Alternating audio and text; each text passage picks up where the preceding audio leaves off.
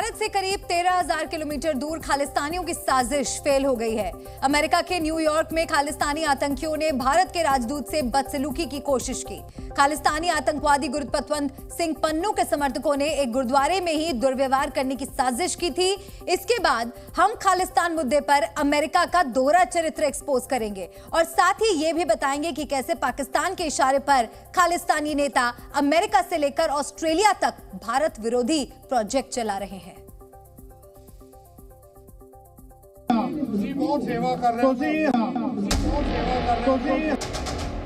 इस्लामाबाद में Khalistani planning, America में अंजाम।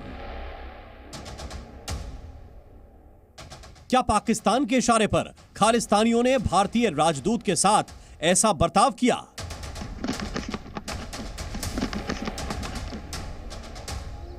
न्यूयॉर्क के लॉन्ग आइलैंड के गुरुद्वारे में भारतीय राजदूत तरनजीत सिंह संधू गुरु पर्व के मौके पर अरदास के लिए गए। इस गुरुद्वारे का नाम है गुरु नानक दरबार। वहां भारतीय राजदूत को सम्मान दिया गया।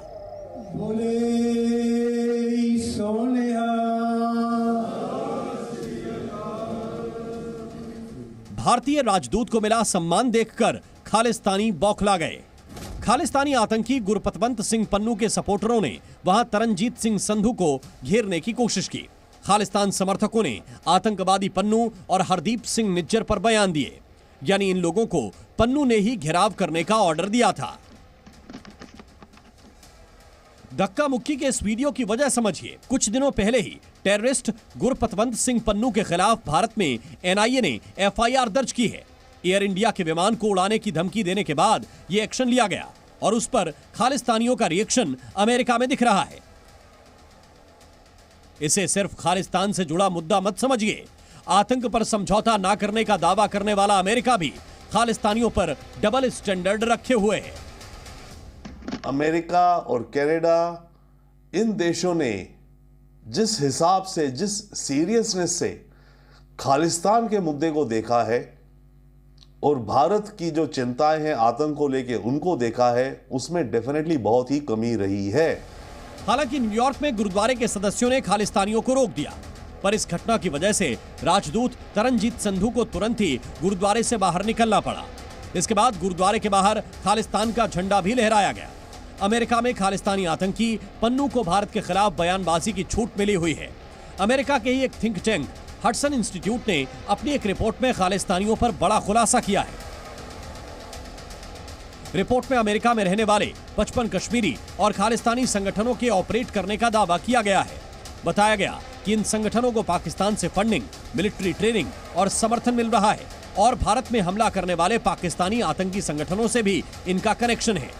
अमेरिका में तैयार हुई इस रिपोर्ट में यह भी माना गया है कि भारत से खुफिया जानकारी के बावजूद अमेरिका ने एक्शन नहीं लिया है और इसकी वजह है अमेरिकी सेना को 9/11 के बाद अफगानिस्तान में पाकिस्तान से मिली मदद। दावा यह भी है कि कश्मीर और खालिस्तान के एंटी इंडिया गुट मिलकर भारत अमेरिका की दोस्ती को कमजोर करना चाहते हैं, यानी खालिस्तानी अमेरिका में रहकर उसी देश को टारगेट भी कर रहे हैं। अमेरिका जब तक वो ढूंढना नहीं शुरू करेगा और अपनी लोकल इंटेलिजेंस को अपने शहरों में, खास करके इन गुरुद्वारों के आसपास, समझने के लिए कि फ्यूचर का आतंकी कौन ज्यादा वायलेंट हो सकता है, तब तक अमेरिका को एक खतरा बनता रहेगा। न्यूयॉर्क में हुई घटना खालिस्तान के लिए किसी झटके से कम नहीं है। इन दो तस्वीरों को देखिए। एक तरफ राजदूत को गुरुद्वारे में सम्मान मिला, दूसरी तरफ उनसे धक्का मुक्की की कोशिश हुई। अब आतंकी पन्नू के समर्थक सोशल मीडिया पर सिर्फ बदसलूकी का वीडियो वायरल कर रहे हैं। भारतीय राजदूत को मिले सम्मान की चर्चा तक नहीं कर रहे, क्योंकि इससे उनका एजेंडा फेल हो जाएगा।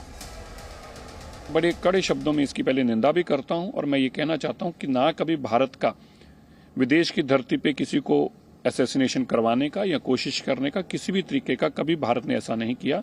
हमारा देश एक लॉ अबाइडिंग कंट्री है और वो जो भी हम करते हैं हम सबके सामने, सबकी नज़रों के सामने और कोर्ट कचहरी जो लीगल प्रोसेस है उसको अडॉप्ट करते हैं, कभी इस तरह का काम नहीं करते। गुरु के घर पे ऐसा रोकना बहुत ही दुर्भाग्यपूर्ण है। मुझे लगता है कि इसको खुद सिख समुदाय को संज्ञान लेना चाहिए। इससे बदनामी होती है और जिस विचारों के लिए लड़ रहे हैं लड़ें।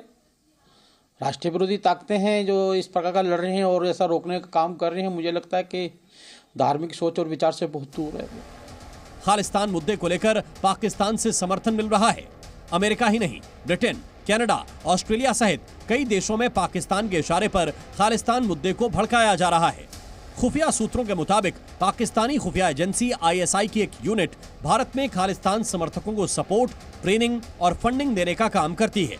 ये यूनिट भारत पाकिस्तान बॉर्डर के करीबी शहरों और दुनिया भर के कई देशों में ऑपरेट करती है और पाकिस्तान में मौजूद सिख धर्म स्थलों को जैसे ननकाना साहिब और करतारपुर कॉरिडोर का इस्तेमाल खालिस्तानियों को बढ़ावा देने के लिए करती है। भारतीय राजदूत पर खालिस्तानी गुंडों का हमला अमेरिका के लिए एक वार्निंग है। अगर वक्त रहते अमेरिका ने इन पर कंट्रोल नहीं किया तो आउट ऑफ कंट्रोल खालिस्तानियों का नतीजा अमेरिका को भी भुगतना पड़ सकता है। ब्यूरो रिपोर्ट, जी मीडिया। 16 दिन बीत गए। उत्तरकाशी की टनल में फंसी 41 जिंदगियों को बचाने के लिए हर संभव प्रयास हो रहे हैं। अब इन्हें सुरक्षित बाहर लाने के लिए सेना, रेस्क्यू टीम के साथ साथ रैट माइनर्स भी सुरंग के भीतर घुस चुके हैं। इस स्पेशल रिपोर्ट में हम आपको उन रैट माइनर्स के बारे में बताएंगे जो एक एक श्रमिक को सुरक्षित बाहर निकालने की तैयारी करके आए हैं। इस अभियान को पूरा करने में 30 तारीख तक का वक्त लग सकता है।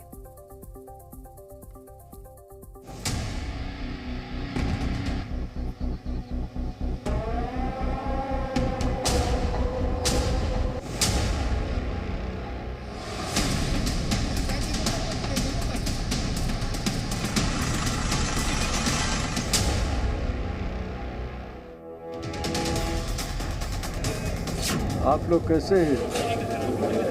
हाँ, आप लोग सब ठीक हैं?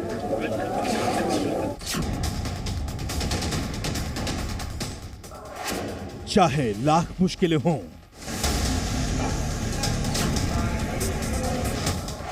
चाहे जितना वक्त लगे,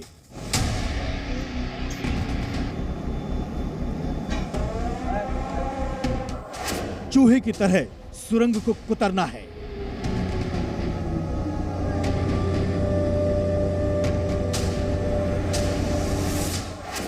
बचाएंगे जान जब तक है जान।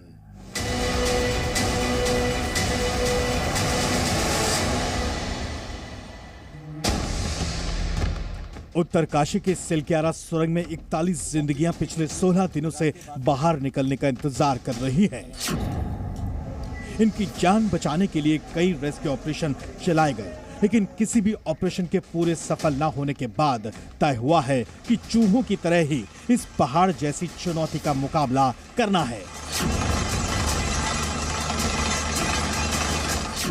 यानी रैट माइनिंग के जरिए 9 मीटर सुरंग खोदकर श्रमिकों की जिंदगियां बचानी है। इसके लिए रैट माइनर्स की टीम खास तौर से सुरंग के भीतर पहुंच चुकी है। सबसे पहले ये मशीन दिखाते हैं, इसको हिल्टी कहते हैं, जिसके जरिए मलबे में ड्रिल किया जाएगा, फिर मलबे को बाहर निकाला जाएगा और फिर आगे ड्रिलिंग का काम जो है वो किया जाएगा। तो कुछ इस तरह की ये मशीन है, काफी भारी ये मशीन होती है। ये काम बेहद जटिल और मुश्किलों से भरा है।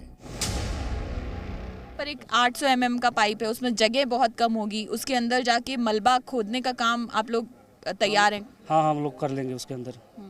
मुश्किल किस तरह की आती है जब आप लोग मलबे को खोदते हैं? तो ऐसे आप लोगों ने काम किया पहले, तो क्या दिक्कतें आती हैं? उसमें हार्ड मिट्टी उट्टी आता है, जैसे मलबा होता है, उसमें थोड़ा मुश्किल होता है, उसके लिए हम हिल्टी यूज करते हैं। अब आपको ग्राफिक्स के जरिए दिखाते हैं कि ये 41 जिंदगियां कहां फंसी हुई हैं। 41 मजदूर जिस टनल के अंदर फंसे हैं वहां करीब 2 किलोमीटर लंबी जगह है। सिलक्यारा की ओर 60 मीटर मलबा फैला हुआ है। इसी मलबे को हटाने का काम जारी है। एक तरफ खाना भेजने वाले पाइप है तो दूसरी पाइप रेस्क्यू वाली पाइप है। टनल की दूसरी ओर बडकोट है। अब इस ओर से भी सुरंग खोदा जा रहा है।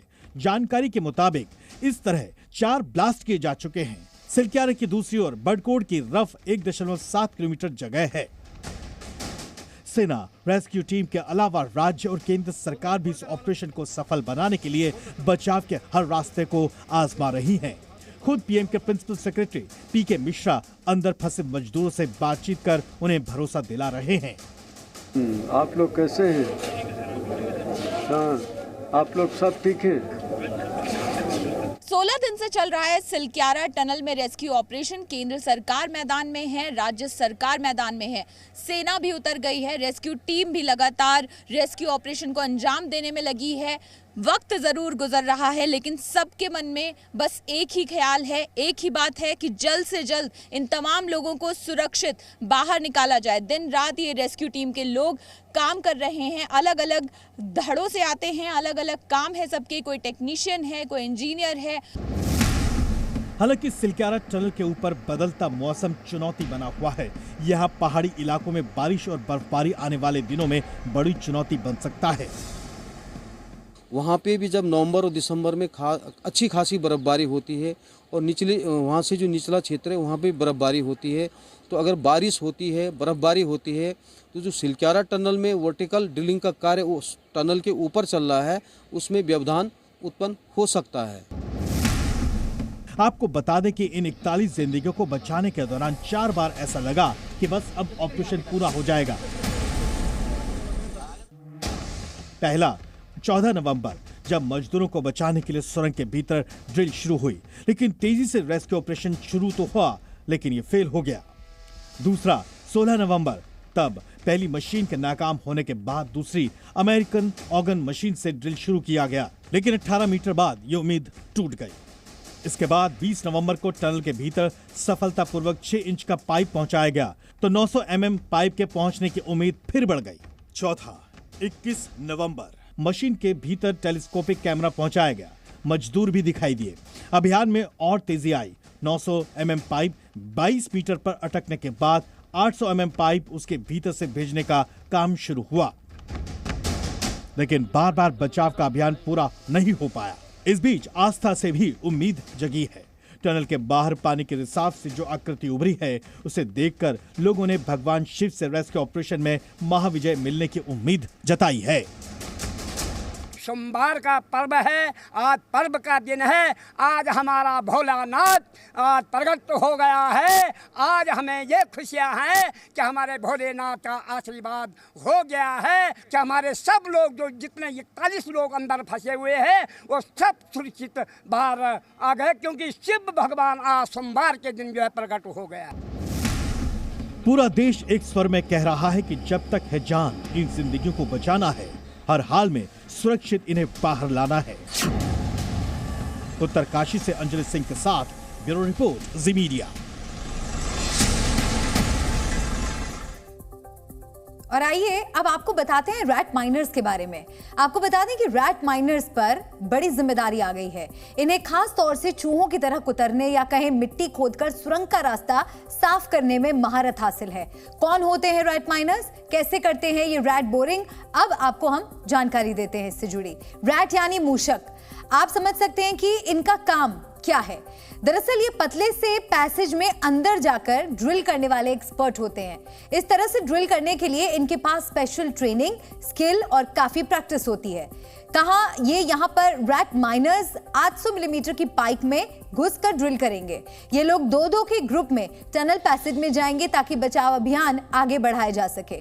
खास बात यह है कि ये बची हुई 12 मीटर की हॉरिजॉन्टल ड्रिलिंग को अपने हाथों से ही अंजाम देंगे। तो कुछ इस तरह से रैट माइनर्स काम करते हैं और इस रेस्क्यू ऑपरेशन में इस वक्त बड़ी भूमिका निभाने वाले हैं ये रैट माइनर्स। एक बार फिर कोरोना वायरस जैसी दहशत लगातार फैलती जा रही है।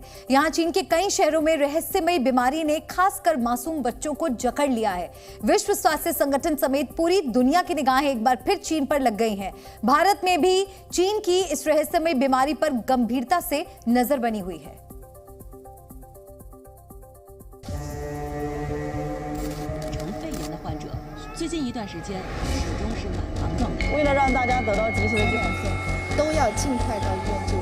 कोरोना के बाद चीन में रहस्यमयी बीमारी।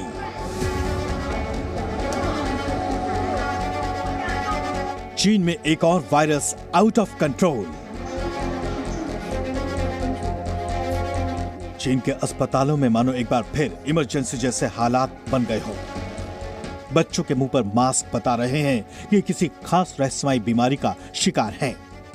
इनका बुखार लगातार चेक हो रहा है, इन्हें मास्क पहनाया गया है। करीब 3 साल पहले कोरोना काल की याद भी ताजा हो गई है। बीमारी के इस चपेट में आने वाले लोगों के लक्षण भी एक जैसे ही दिखते हैं।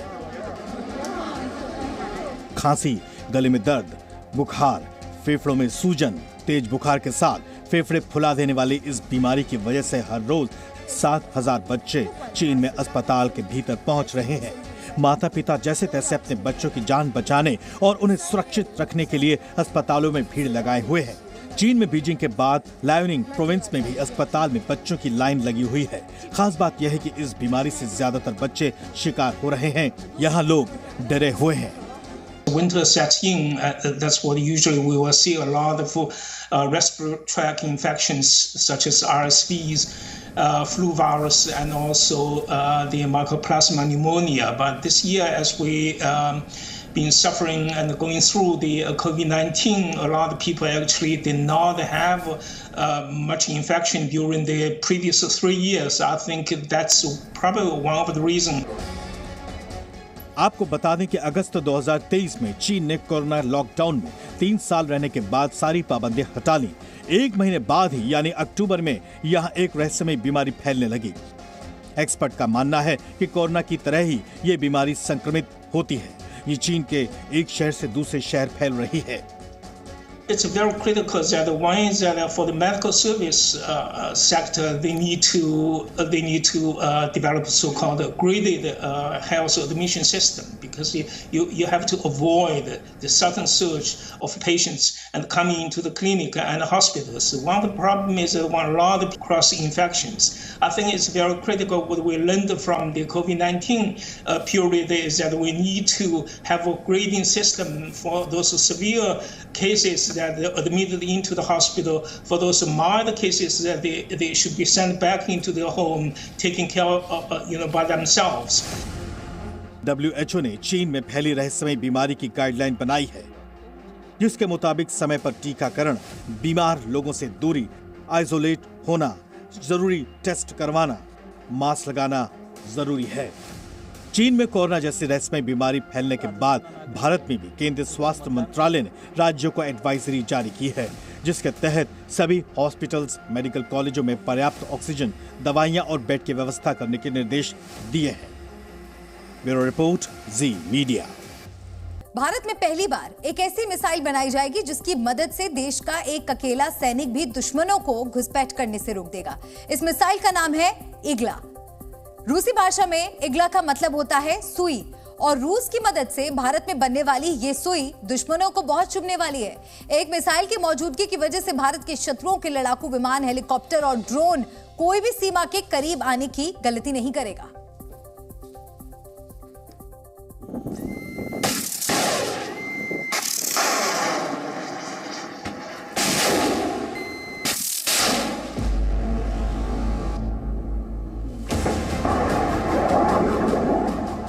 भारत जल्द ही दुनिया का चौथा ऐसा देश बन सकता है जिसके पास कंधे पर रखकर जमीन से आसमान में मार करने वाली ऐसी मिसाइल होगी जिसका निशाना कभी नहीं चूकेगा।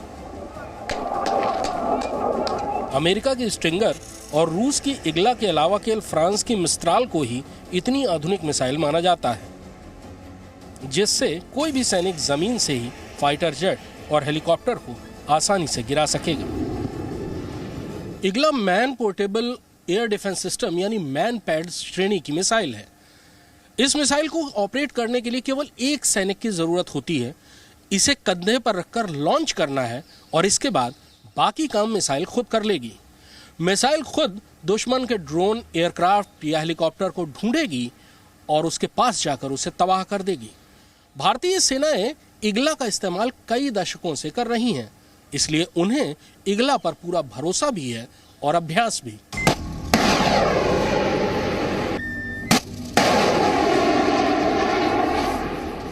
अब इग्ला मिसाइल का भारत में भी उत्पादन शुरू हो चुका है, लेकिन ये केवल पहला कदम है। दोनों देशों के रक्षा उत्पादन से जुड़े महत्वपूर्ण सूत्र के मुताबिक इग्ला का भारत में उत्पादन इस अचूक हथियार के स्वदेशी संस्करण का पहला कदम होगा। भारतीय सेनाएं 1990 के दशक से ही इग्ला के पुराने संस्करण का प्रयोग करती रही हैं। इग्ला भारतीय वायुसेना के अलावा सेना के पास भी है और बहुत पास आ चुके दुश्मन के एयरक्राफ्ट या हेलीकॉप्टर के लिए बहुत कारगर सुरक्षा देती रही है। 1992 में इगला के जरिए एक पाकिस्तानी हेलीकॉप्टर को भी गिराया गया था। 2019 के बालाकोट हमले के बाद भारत को रूस से आधुनिक इगला मिली थी ताकि पाकिस्तान की तरफ से होने वाले किसी हवाई हमले का मुकाबला किया जा सके। 1980 के दशक में रूस ने इगला मिसाइल को तैयार किया था और भारत दशकों से ये मिसाइल रूस से खरीदता आ रहा है। इगला एस इस सीरीज की मिसाइल का लेटेस्ट वर्जन है। रूस की सेना में इस सीरीज की मिसाइलें शामिल हैं और दुनिया के 30 से ज्यादा देशों में इगला सीरीज की मिसाइलें इस्तेमाल की जा रही हैं। रूस की इगला मिसाइलों को लाइसेंस प्रोडक्शन के तहत भारत में ही बनाया जा रहा है। इससे भारत की स्वदेशी हथियार बनाने वाली इंडस्ट्री को फायदा और बूस्ट मिलेगा। भारत ने रूस के साथ अत्याधुनिक इगला SA-24 के भारत में उत्पादन का समझौता किया है। इगला SA-24 का वॉरहेड पुरानी इगला से लगभग 2 गुना बड़ा है और इसकी रेंज पिछली 5000 मीटर के बजाय 6000 मीटर की है। इगला बहुत तेज गति या बहुत धीमी रफ्तार से चलने वाले किसी भी एयरक्राफ्ट को तबाह करने के लिए कारगर है। इसका निशाना अचूक है। भारत में निर्मित इगला SA-24 को भारतीय सेनाओं को सौंपा जाना शुरू हो चुका है, पर अब भारत इगला SA-24 की ही तरह अपनी मिसाइल विकसित करने की तैयारी में है। अगले 3 साल में भारत अपनी स्वदेशी इगला को विकसित करना शुरू कर देगा। शुरुआत में इस मिसाइल के वो हिस्से बनाए जाएंगे जिनमें ज्यादा मुश्किल तकनीक नहीं है, जैसे कंटेनर और दूसरे सहायक उपकरण। इसके बाद मुख्य मिसाइल और उसके वॉरहेड पर काम शुरू हो जाएगा। संभावना जताई गई है कि अगले 5 साल में भारत विश्व स्तर की अपनी स्वदेशी मिसाइल डेवलप कर लेगा। कृष्ण मोहन मिश्रा, जी मीडिया, दिल्ली। भारत और रूस के बीच पहले से ही कई रक्षा समझौते हो चुके हैं। इस मिसाइल से पहले दोनों देशों के बीच AK-203 राइफल को भारत में ही बनाने का समझौता हुआ था और इगला मिसाइल को भी भारत में ही एक फैक्ट्री में बनाया जाएगा। इससे देश की सुरक्षा को लेकर क्या बदलाव आएगा, ये आपके लिए जानना जरूरी है। आइए आपको बताते हैं। अब इगला मिसाइल के लिए भारतीय सेना किसी दूसरे देश पर निर्भर नहीं होगी, क्योंकि रूस यूक्रेन संघर्ष की वजह से रूस अब पहले की तरह आसानी से हथियार एक्सपोर्ट नहीं कर पा रहा है। देश में ही इगला का उत्पादन होगा, यानी किसी इमरजेंसी यानी युद्ध के हालात में भी इस मिसाइल की कमी हमें नहीं होगी। जरूरत के मुताबिक इसका प्रोडक्शन घटाया जा सकेगा, बढ़ाया भी जा सकेगा। संभव है कि भविष्य में इगला जैसे हथियारों को दूसरे देशों को एक्सपोर्ट किया जा सके, यानी इससे नए बाजार तक भारत की पहुंच होगी। और आखिर में भारत की स्वदेशी डिफेंस इंडस्ट्री के पास पहले के मुकाबले एक और हथियार होगा। कंधे पर रखकर फायर की जाने वाली ये मिसाइलें जाने वाली मिसाइलें युद्ध की दिशा बदलने वाला हथियार है और अब ये मार्केट भी भारत में हथियार बनाने वालों की पहुंच में होगा। भारत के कुछ दुश्मन ऐसे हैं जो खुद ही अपनी ताकत को खत्म किए जा रहे हैं। पाकिस्तान इसका सबसे अच्छा उदाहरण है, जिसे जहां मौका मिल रहा है पाकिस्तान को इस बात का एहसास करा दे रहा है कि कोई भी कदम बढ़ाने से पहले जरा अपना इतिहास भूगोल देख लो। अगली स्पेशल रिपोर्ट में हम आपको बताने जा रहे हैं कि पड़ोसी मुल्क को इस बार अफगानिस्तान ने क्या कहकर चुप करा दिया है।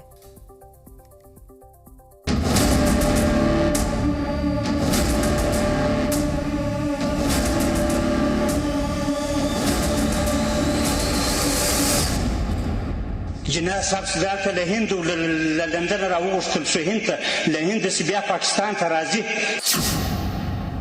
तालिबान ने दिखाई आतंकिस्तान को औकात। जिस अफगानिस्तान का इस्तेमाल पाकिस्तान भारत में आतंक फैलाने के लिए करता था, अब उसी अफगानिस्तान ने इस्लामाबाद की बेइज्जती कर दी है। तालिबानी नेता खुलेआम पाकिस्तान की पूरी दुनिया में बेइज्जती कर रहे हैं। तालिबान इस कदर पाकिस्तान पर भड़का हुआ है कि वो पाकिस्तान के कायदे आजम मोहम्मद अली जिन्ना को भी निशाने पर लेने से तनिक भी गुरेज नहीं कर रहा। पाकिस्तान की हैसियत तालिबान की नज़र में आखिर क्या है, कलीमुल्लाह के इस भाषण से आप अंदाजा लगा चुके होंगे। इसने पाकिस्तान पर और भी क्या तीखे प्रहार किए वो हम आपको सुनाएंगे, लेकिन पहले ये बताते हैं कि आखिर पाकिस्तान और अफगानिस्तान के बीच तकरार क्यों है। दरअसल इसके पीछे की वजह पाकिस्तान के एक ऐलान से है। पाकिस्तान ने अक्टूबर में घोषणा की थी कि वो 17 लाख विदेशी नागरिकों को बाहर करेगा जो बिना दस्तावेज इस मुल्क में रह रहे हैं।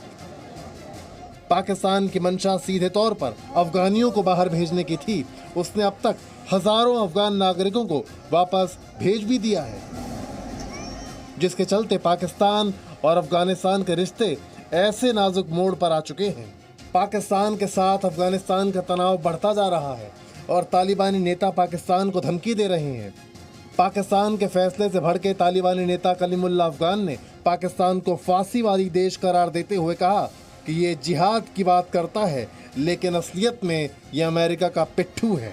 2021 में तालिबान अफगानिस्तान की सत्ता पर काबिज हुआ, तब हजारों की तादाद में लोग अफगानिस्तान छोड़कर पाकिस्तान आ गए थे।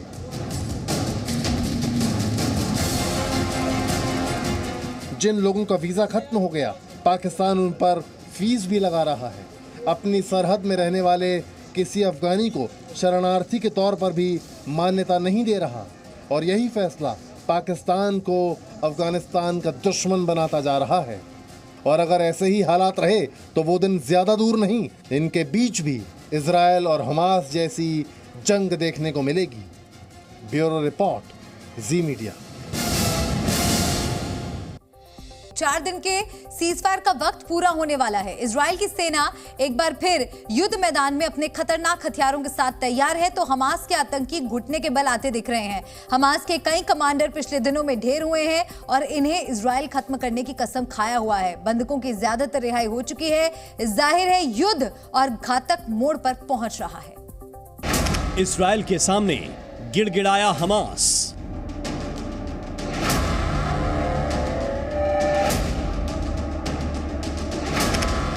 गाजा ध्वस्त, हमास के हौसले पस्त। 7 अक्टूबर, वो दिन जब हमास का क्रूर चेहरा पूरी दुनिया ने देखा। इस्राएल में आतंकियों ने हमला कर बेकसूर लोगों की बेरहमी से हत्या कर दी। इंसानियत पर कलंक इन हैवानों ने महिलाओं और मासूम बच्चों को भी नहीं छोड़ा। जो भी इनके सामने आया उसे मिटा कर रख दिया। फिर नेतन्याहू ने बदले की ऐसी कसम खाई और इजरायली सेना किस कदर कहर बनकर हमास आतंकियों पर टूटी, पूरी दुनिया उस मंजर को भी देख रही है। אנחנו עושים כל מאמץ להחזיר את חטופינו ובסופו של דבר נחזיר את כולם.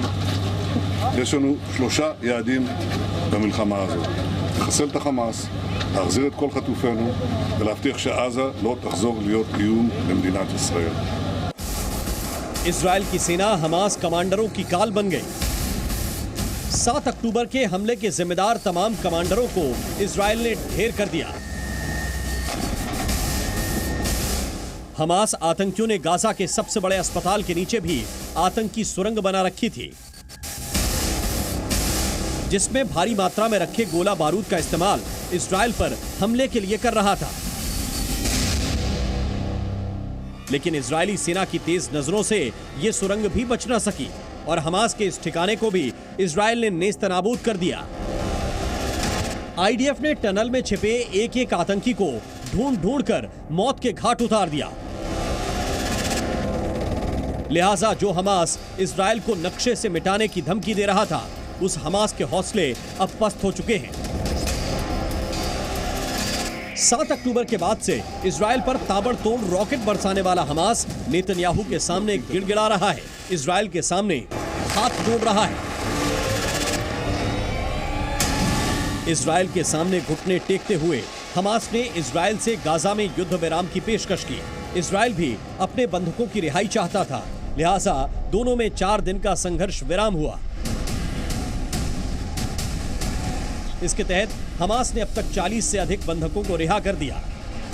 हमास के कब्जे से रिहा हुए लोगों ने कई दिन बाद नया सवेरा देखा है। उनकी आंखों में आंसू हैं, साथ ही अपनों से मिलने की खुशी भी। जब हमास के आतंक से आजाद हुए ये बंधक अपने अपने परिवारों से मिले तो अपने आंसू नहीं रोक पाए। जी न्यूज़।